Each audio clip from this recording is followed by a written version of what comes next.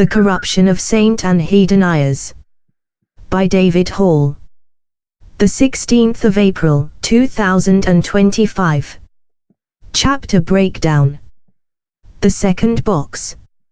Revelation. Absolution. The covering. Chapter 1, the second box. The wind carried the smell of cut grass and decaying leaves. Suburbia exhaled with a lazy sigh as the sun rose over unremarkable lawns and chain-link fences. Birds chirped with synthetic cheer, like sound effects from a low-budget TV special about simpler times.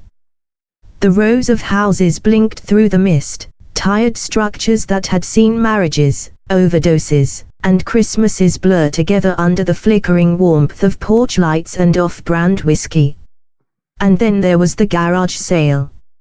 It was unceremonious, a folding table, a sagging clothless line of moth-eaten cardigans, and a cracked ceramic owl with welcome painted on its belly in shaky block letters.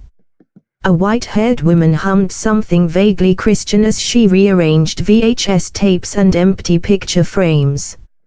Her name was Eleanor, but nobody asked. The sale was advertised with a hand-scrawled sign on the corner. Someone had already spray-painted "cunt" across it in red. The box wasn't on the table. It was tucked beneath it, half hidden behind a broken lamp and a stack of yellowing magazines about gardening and the rapture. Not labeled. Not priced. Not wanted. But it wanted to be seen. It stood about chest height, made from a wood so dark it seemed to absorb the light. Inlays of tarnished brass curled along its edges in a pattern that suggested flowers, or possibly worms. It had two small doors, sealed shut with a latch that clicked faintly every few seconds, a tick, like a throat clearing itself. No one noticed it. Until the man arrived. He came in a black sedan, clean and humming. It idled on the curb like a hearse, the kind with tinted windows and immaculate chrome. He stepped out with the sort of poise that suggested he'd been to much finer places than this, maybe embassy ballrooms, or backrooms in Jerusalem where old things are traded under older names. Mid-40s. Crisp beard. Grey suit, pressed. Too sharp for a neighborhood where men usually wore lawn care uniforms or stained t-shirts that said #1 Dad. He ignored the woman's chirpy greeting. Walked straight to the table. Stopped. And bent down. He didn't hesitate. Didn't inspect. He just smiled, a thin, professional smile, and said, "I'll take this." Eleanor blinked. "Which one, honey?" He pointed. Her smile faltered. "Just a fraction." "Oh. That old thing. Been sitting there for years. My husband brought it back from, where was it? Somewhere overseas. Eastern Europe. Hungary, maybe." She looked at the box like she wasn't sure it was the same box. He said it was a wine cabinet. But it always made this noise. Like breathing, almost. The man reached into his coat pocket and pulled out a crisp $100 bill. Held it out, gloved fingers firm. Eleanor took it, slowly.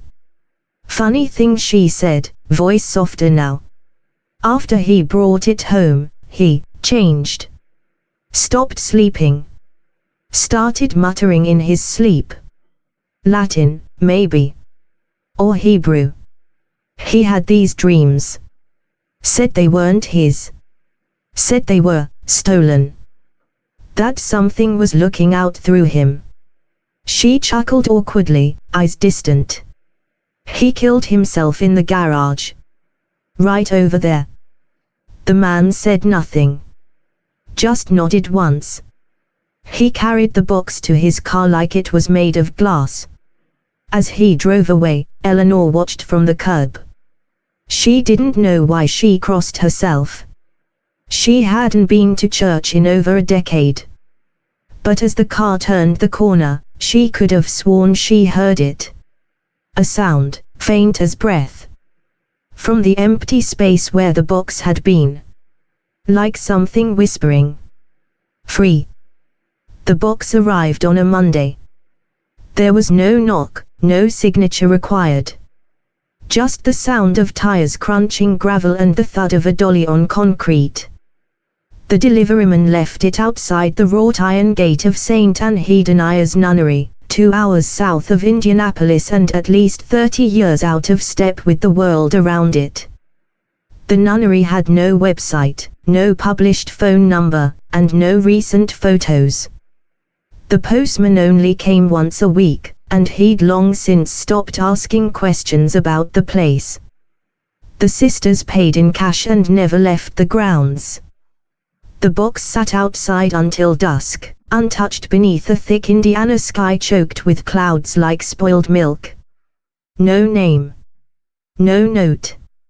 Just a polished wood crate, nailed shut, with a shipping label from a company that hadn't existed in 30 years. It was Sister Mercy who ordered it brought in. At 76, Mercy was the oldest of the 9 sisters and the most feared. She had once taught penance by sewing a girl's lips shut for saying shit during a fire drill. Her face was a raw series of planes, all bone and tension, with eyes that seemed incapable of blinking. The box was rolled into the sanctuary, beside a crooked statue of the Virgin whose face had weathered into an expression of mild disgust. None of them knew what it was. Only that it seemed to hum, not an audible sound, but a suggestion of vibration, like something massive shifting under the earth. They stood around it in silence.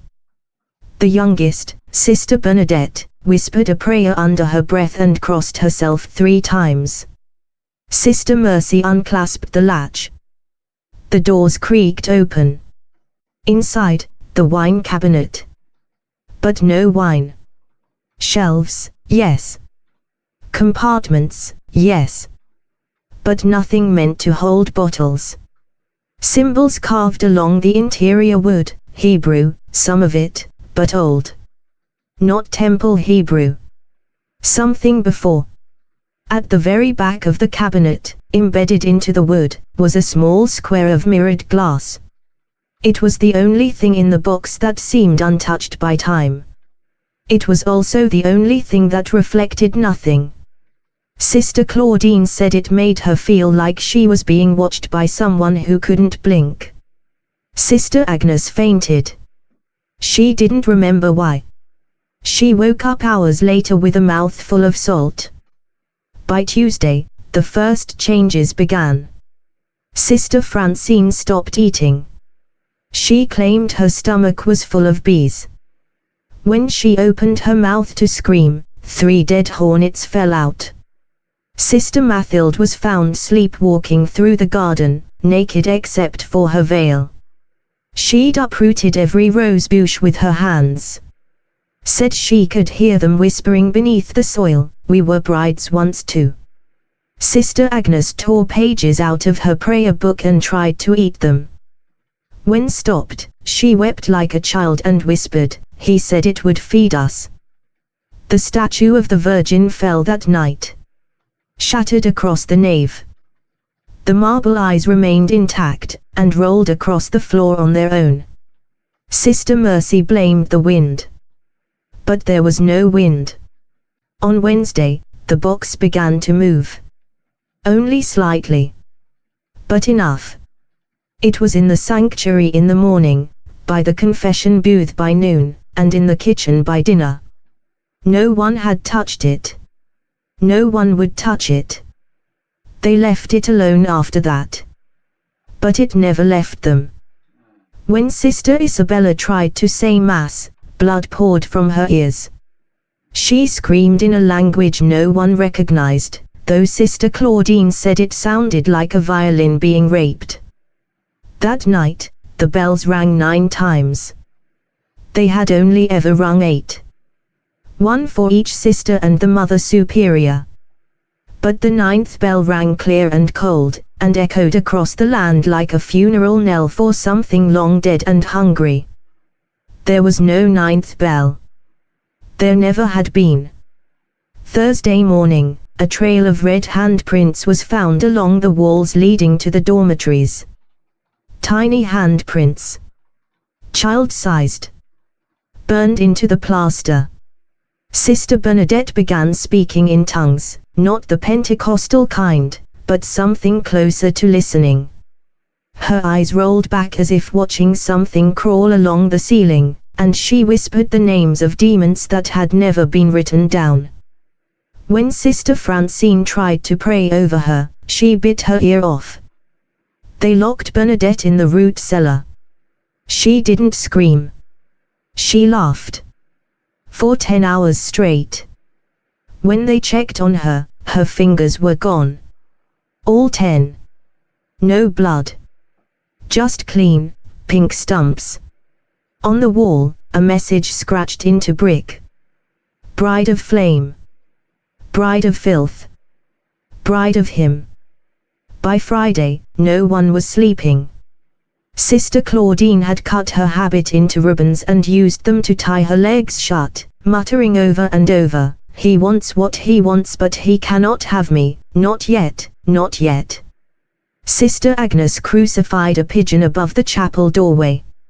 She said it told her the sky was rotting and the moon was filled with maggots. She hadn't spoken in 6 years before that.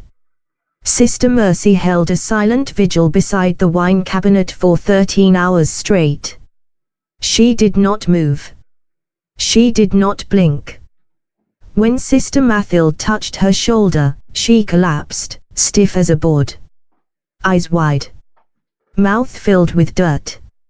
No one asked where the dirt came from. At midnight, the power failed. The emergency lights flickered once and died. The box glowed in the dark. Not with light. Not really. But with something like illumination, something like presence. As though it were the only real thing in the world, and everything else, the walls, the sisters, the silence, was just shadow play. They gathered around it again. Not by choice. By gravity. By summons. And one by one, they opened their mouths. To confess. To plead. To offer. Sister Francine was the first to speak. "I give him my womb, hollow and wanting." Then Claudine. "I give him my mind, soiled and soft." Then Bernadette, from the dark stairwell. "I give him my eyes. He already sees through them." Then Mathilde. Then Isabella. Then Agnes. Each one, pledging something sacred. Something once theirs. Then Sister Mercy. "I give him us all." The box answered. It groaned, wood cracking, metal shrieking, as if a door far beneath the floor had opened, one that hadn't moved since before man built altars. Air rushed through the room, hot and sweet like incense and rot. The mirrored glass inside the box shimmered, and for a moment, it showed something. Not a reflection. Not a place. But a mouth. Vast. Wet. Open. And behind it, teeth like cathedrals. In the morning, no birds sang. No bells rang. The nunnery stood quiet and still, as if waiting for the next delivery. And far away, a Vatican phone began to ring. Saturday morning. The sun rose, but nothing warmed. The air sat still, heavy as molasses, soaked with the stink of copper and milk gone sour. The birds did not return. The wind did not stir. The chapel bell hung silent in its rusted yoke, unmoved even by time. A mist had taken the garden, not the gentle kind, but thick and low and yellowed, like breath exhaled through cracked teeth. It clung to the walls. It curled around the gates. It left streaks on the windows that looked, from certain angles, like scratches from inside. Inside the nunnery, nothing moved. And then, at 7 a.m. sharp, the precise time morning prayer had once begun, a voice crackled through the intercom system. Rejoice. That was it. Just that one word. Static swallowed the rest. The sisters were gone. Not vanished, not in the way of absence. Their habits remained. Their rosaries. Their blood. All scattered like confetti in places too hard to reach and too clean to be accidental. But not a single body. Not a single scream. Only the box. And the new door beside it. The door hadn't been there before. The chapel's west wall had always been solid stone. 4 feet thick. Immovable. No records of passages. No hinges. No seams. Now, a door of gnarled oak, inlaid with symbols etched so deep the wood wept sap. It opened in. It led down. And it breathed. Every so often, the door would puff out a slow, wet gasp, like a lung buried in stone, struggling to exhale. And beneath that sound, if you pressed your ear against the door frame long enough, you'd hear the voices. Not screaming.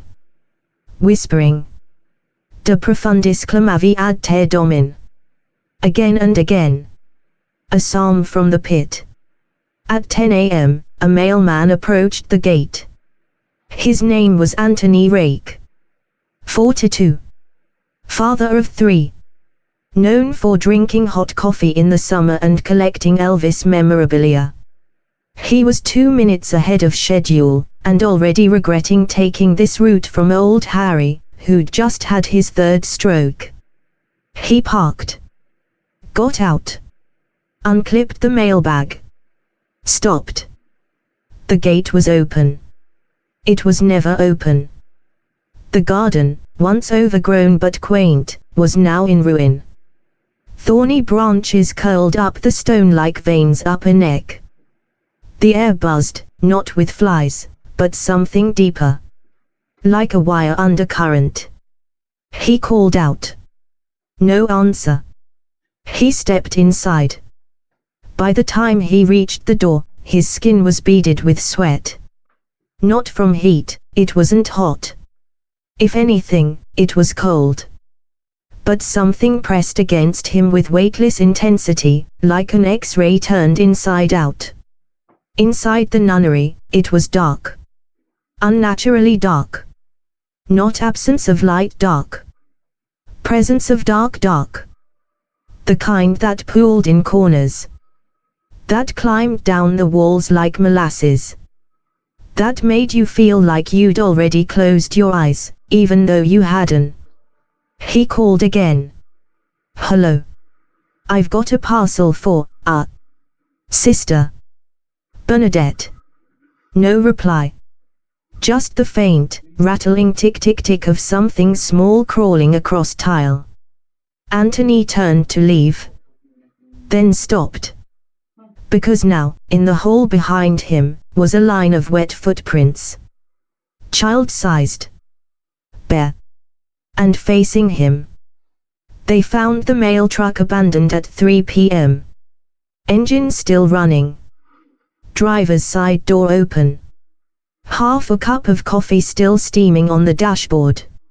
Inside, police found the mailbag, a rosary wrapped around the handle, and one pristine envelope addressed in handwriting that did not match anything in the system. Postmarked from a town that no longer existed. Inside the envelope. A photograph. 9 nuns, smiling. Only, not quite. Their eyes had been scratched out. From within the photo. By Sunday, rumors began. A local farmer, tending cattle, claimed to have seen shapes moving across the roof. Said they were like birds, but wrong. Like broken umbrellas. His wife said he came home covered in scratches, inside his shirt. A gas company worker was sent to investigate a reported leak in the area. His last radio transmission, "Do you hear that singing?" Then static. Then nothing. They found his boots 2 days later, arranged in a perfect circle on the Nunnery lawn, heels pointing in. No trace of him. Not even his shadow. Sunday night. Inside the chapel, beneath the statue of the broken Virgin, the wine cabinet finally split open. It didn't break, it unfolded. As though the angles that kept it bound were finally permitted to breathe. Hinges that weren't there began to turn. Wood twisted. Space bent. And from its center, a hand. Pale. Feminine. Clutching a rosary of teeth. It reached out. Touched the floor. And began to pull. Something followed. Slowly. Wetly. A shape made of many parts that didn't fit. Limbs that blinked. Tongues where eyes should be. A wedding veil soaked in bile. It moved like it remembered once being human. It sang. A lullaby in 3 keys, all dissonant, all hungry. By Monday, the nunnery was silent again. No voices. No music. No electricity. Only the door in the chapel. Now wide open. A spiral staircase descended below, made not of stone or wood, but of bone. Spines fused together. Femurs as rails. The scent of womb and blood. At the bottom, something waited. Something with a mouth like a steeple and a name that required absence to be spoken.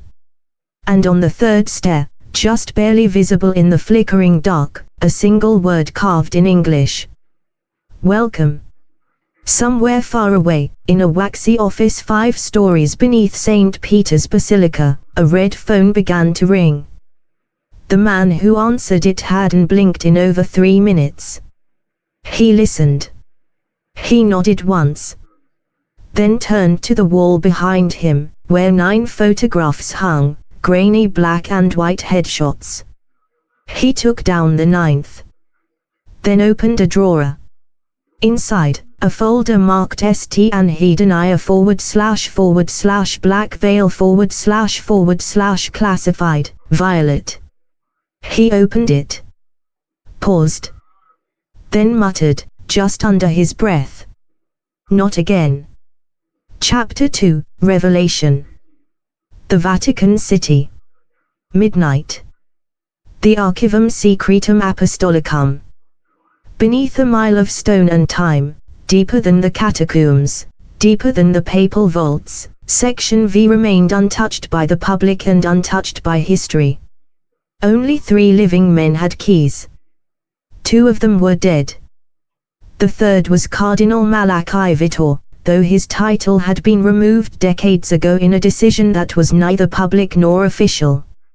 His face appeared in no papal records after 1978, and yet he lived still, grey and slow and whispering psalms in languages no longer spoken by any other man alive. When the red phone rang, he did not answer it. He already knew. He opened file 107V. Inside, a hand-drawn map. A burned photograph. A note dated 1914, written in a language not known to any modern scholar, translated only by bruising the page with lamb's blood. One phrase stood out, circled twice. The bride beneath the bones. He lit a candle. Opened the 2nd drawer. And removed a single artifact sealed in triple-layered lead, a fingerbone, wrapped in silk, humming softly. The phone rang again. A red light flickered. He answered, at last. Yes. A voice replied, calm, American, firm. It's opened. Malachi closed his eyes. St. Anhedonia. Confirmed. Casualties. Unclear. Estimated 0 survivors. Multiple sightings. Package 1 failed. Package 2 arrived but failed to pacify the site. There was silence. Then, Malachi muttered, "What's the resonance?" The voice hesitated. 7. Another pause. This one longer. No site in known history had ever ranked above 5. Malachi leaned forward. Opened a second folder labeled Dolorosa Protocol. Then, quietly, almost lovingly. Burn the village. Salt the well. Notify the Ordolux. And the press. A gas leak. A fire. A tragic loss. And the gifts. Malachi did not answer. Meanwhile, back in Missouri, 4 miles from the Nunnery, the last known photograph was taken. It came from a local hiker's drone. It caught only 3 frames before transmission was lost. Frame 1. The Nunnery. Fog rising. No figures visible. Frame 2. The chapel window. Something watching. A shape with a jaw too wide, eyes too close, and the silhouette of a nun's habit, made entirely from crawling insects. Frame 3. The drone camera melting. Not breaking. Not shorting out. Melting. As if from within. Inside the nunnery, the doors had locked again. Not with chains. Not with bolts. But by forgetting how to open. The architecture had begun to shift, walls curling in on themselves, staircases leading into ceilings, rooms repeating, looping, shrinking. There was a kitchen now with no exit. A bedroom with only child-sized furniture, where all the Bibles were written backwards and screamed when opened. The chapel had become a mouth. And inside it, the altar bled. Bled what? No one knew. It was not blood. It was not wine. It was remembering. Remembering every prayer, every confession, every lie. And it poured it out into the stone. The shape in the veil had grown. It now had names. Some sounded like Latin. Some sounded like insects. One sounded like your mother's voice, calling you to dinner. All meant the same thing. We are home.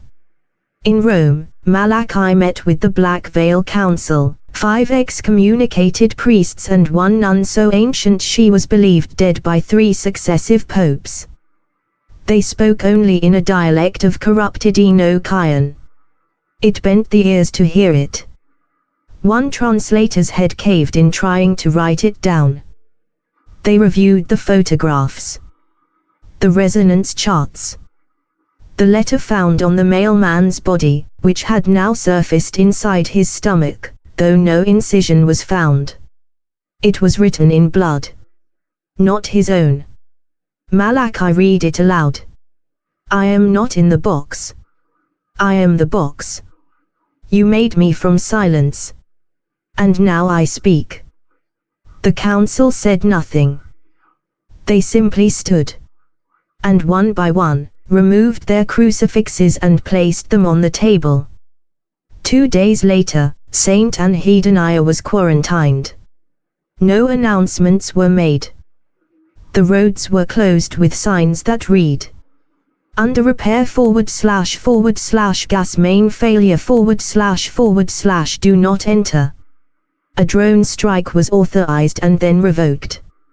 Not out of mercy. Out of fear. Because in the simulation, the missile disappeared before impact. It didn't explode.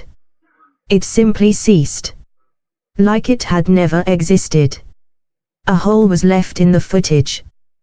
Just static. Just black. And the mist spread a little farther west. At a local hospital, 15 miles away, 3 nurses went catatonic during an overnight shift. They were found humming the same melody, a lullaby no one recognized, but which made the attending doctor vomit when he heard it. The staff psychiatrist attempted hypnosis. The results were transcribed. This is what was recorded when the third nurse opened her mouth. They gave us the toys. We learned to play.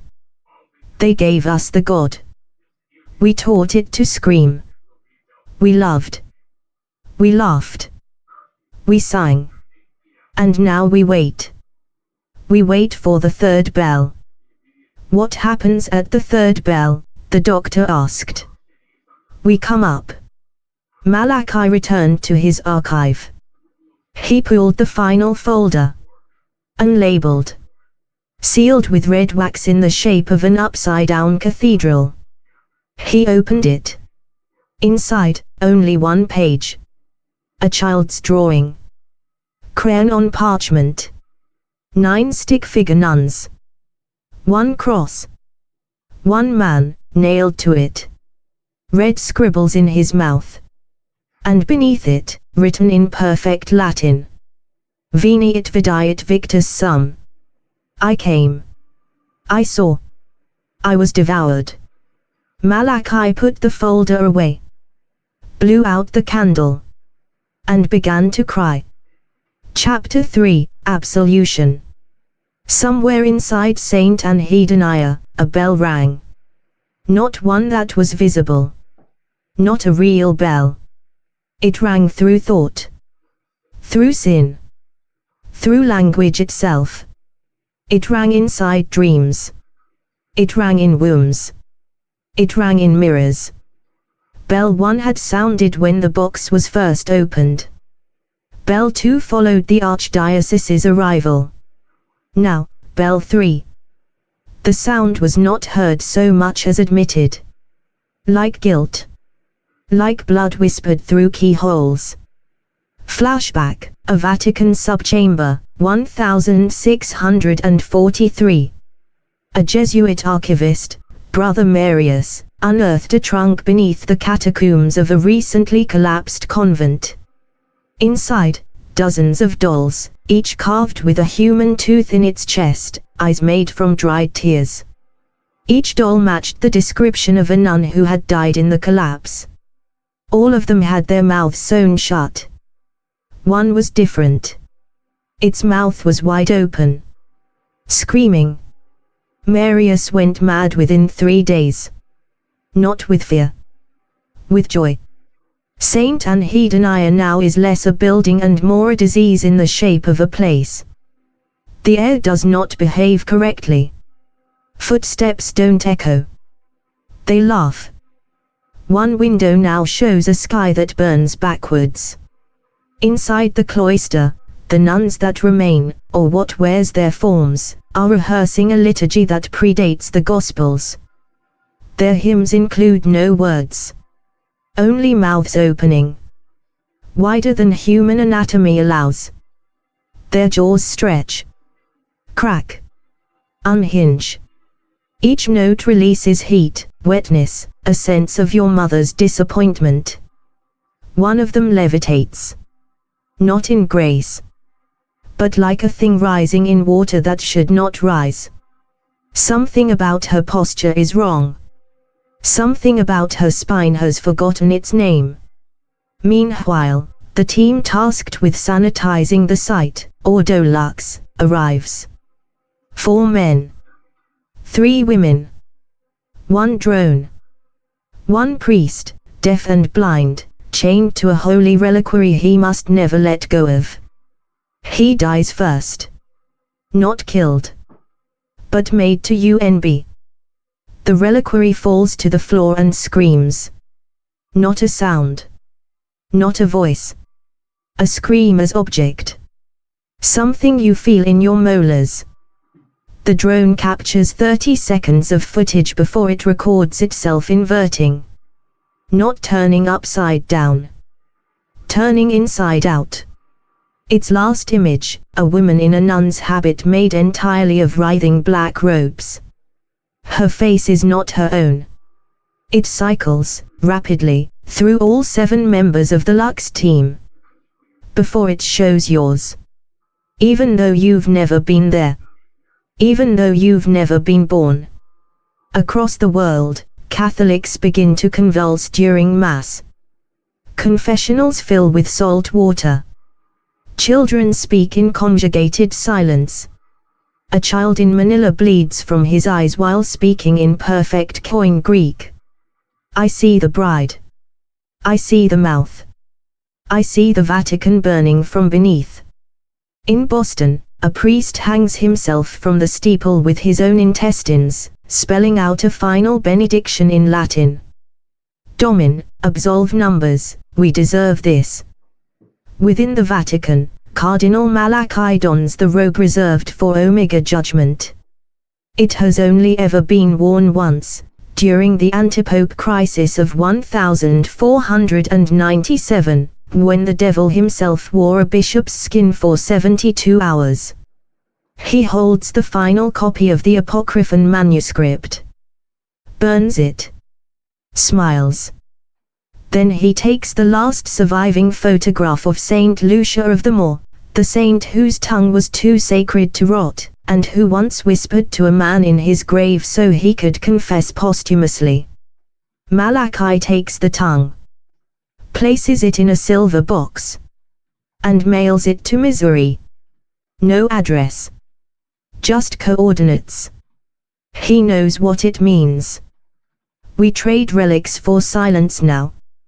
Back at the nunnery, the final survivor of Ordo Lux succumbs. Her name was Magdalena Rios. Her body is found 20 miles from the site, standing in the center of a children's playground at dawn. She is naked. Her skin is tattooed with names. None of them are hers. Each name is written in nun's blood. The children find her. They do not scream. They simply kneel. The 3rd bell rings again. But this time, it rings through paper. Old Bibles begin to vibrate. One explodes, no fire, just parchment turned to ash. In Rome, a papal aide opens a drawer in the archives. Finds it filled with teeth. Each one labeled with a nun's name and the word Eucharist. A journalist attempts to leak the story. He is found inside his office. His computer is filled with photographs no one took. Each one is of him. But his mouth is in the wrong place. And he is kneeling. Even though his legs have been removed. A note stapled to the wall reads: There are no survivors. Only witnesses. And soon, not even that. The nunnery is no longer visible on satellite. Not obscured. Gone.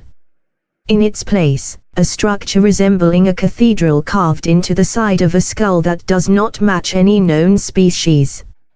Yet its name is etched into its forehead. Anhedonia.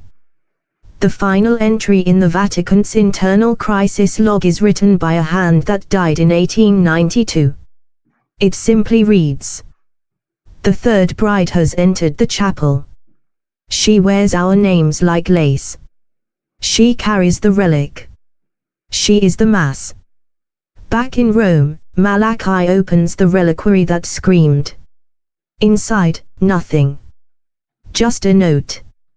Not written. Spoken. It says, softly. Tell them it was an accident. Tell them it was a fault in the stone. Tell them the ground cracked and swallowed it whole. Tell them anything. Just don't tell them. It worked. Chapter 4, The Covering. In Rome, the air is too still. Not peaceful. Expectant. As if the city knows something has happened that its people have not yet admitted. The bells of St. Peter's remain silent. Even the pigeons refuse to land. Inside the Vatican, the College of Cardinals sits behind triple-sealed doors, beneath 7 miles of stone, in a chamber that officially does not exist. Here, The excommunication protocol is being read aloud. The document is only ever opened once per millennium. It is not designed to banish heresy. It is designed to sever the Church from something it once called holy, and now fears more than hell. The Pope, not the one seen on balconies, but the one beneath him, speaks. We declare this history annulled. We burn the names. We blind the witnesses. We replace the silence with scripture. We offer no forgiveness for what has been touched. We forget. At the final word, a nun far below in the archives is immolated by a flame that does not burn the flesh, only the soul. She smiles. She thanks them. She dies. The cover-up is immediate. Satellite data erased. Pilgrimages redirected. A storm fabricated to mask seismic activity around the ruins of St Anhedonia. A gas leak claims the lives of nearby townsfolk. The families of Ordolux are paid in indulgences, not euros. All written documents referring to the Dybbuk box are turned inside out, the ink folds into itself, the pages go blank. All surviving photographs are overlaid with Vatican watermarks and declared forgeries. One image remains, however, buried in a private server in a government agency not listed on any org chart. It shows a woman in a torn habit, crucified upside down in the ruins. The camera angle is strange. It's taken from above her, far above. As if heaven was looking down and weeping. Meanwhile, in a small church in Bulgaria, a priest wakes up unable to speak. Instead, he writes endlessly in tongues no one can decipher. One phrase, however, repeats. The Mass continues. He plucks out his own eyes with a rosary. Bleeds on the altar. Smiles. Back in the Vatican, a secret conclave is called. The goal, contain the theological fallout. They meet in silence. They drink no wine. They take no notes. They stare at a single object placed at the center of the room. A blackened crucifix made of bone. Not carved. Grown. It hums. The hum syncs with their pulses. Two cardinals collapse. One bursts into flames that cast no shadows. The rest finish the vote. The Dybbuk box was never real. The nunnery never existed. The events in Missouri were the work of Satanists. The church remains whole. Amen. In Missouri, the land is quiet again. Nothing grows. No birds return. And yet, sometimes, at night, the locals say you can hear chanting. If you stand too long, you feel compelled to kneel. If you kneel, you don't get back up. A cross, made of rotting oak and covered in broken rosaries, has appeared on the hill. No one built it. It smells of perfume and formaldehyde. At its base, a single candle burns forever. A wedding veil hangs from the crossbeam. Stained red. Final entry, Vatican internal log. Written by a hand long decomposed, time-stamped tomorrow. The wound is sealed. But the infection remains. We have covered the grave with scripture. But the bride still walks. And she is pregnant. Appendix, the true gospel of Anhedonia, unapproved by canon law. In the beginning was the silence. And the silence became a song. And the song became a scream. And the scream wore a veil, and called itself holy. She comes for us not in wrath, but in remembrance. For we married her and forgot her name. Now she has returned. And she is not alone. And that is the end. There are no survivors. Only those who look away fast enough. The end.